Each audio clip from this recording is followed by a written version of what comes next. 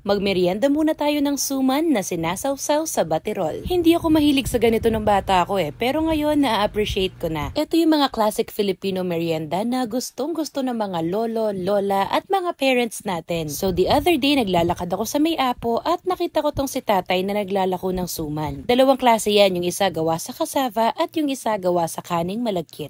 So bumili ako ng tig 3 piraso niyan. Yung presyo nga pala nito is 2 pieces for 25 pesos. Sana pag nakasalubong nyo rin si tatay na naglalako sa palengke, bili na rin kayo para maaga niyang mapaubos yan at makauwi siya agad. After nito, inisip kong ipares yan sa kape. Kaya lang, medyo blockbuster ang mga coffee shop sa oras na to, so nagpunta na lang kami sa Nepo Center at bumili ng baterol dito sa Nelson's Bibingka. In fairness, masarap yung baterol nila. It's not oily and it's not too thick at hindi rin masyadong matamis. Bagay na bagay kasi sa tag-ulan yung ganitong pagkain, 'di ba? Kayo, ano ba yung mga classic Filipino merienda na paborito nyo lalo na pag tag-ulan?